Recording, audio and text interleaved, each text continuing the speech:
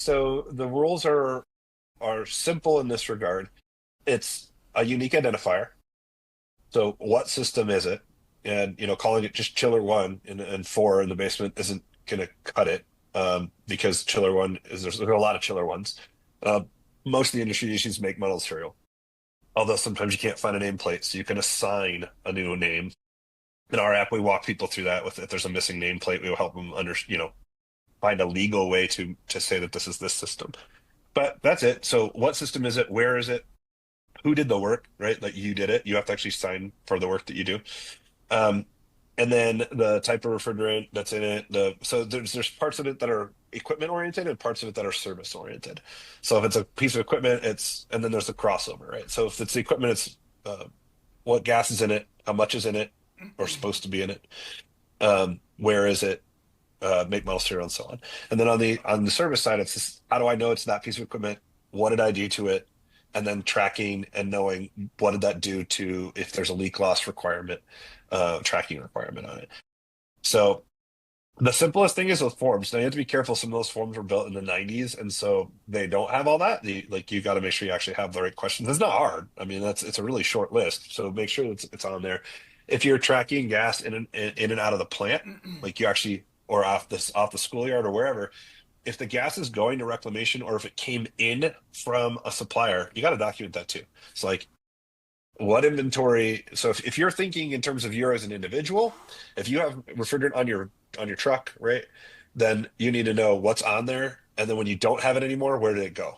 So basically every pound of gas movement into your world and out of you matters. And so if it goes to reclaim, you got to document that too.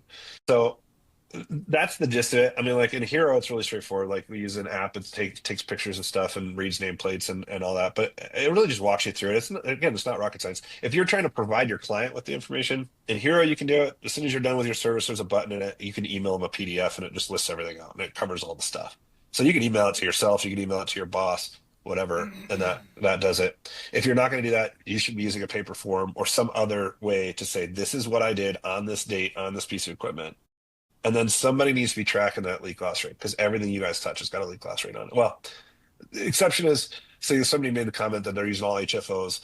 Straight HFOs are typically below the 53 GWP.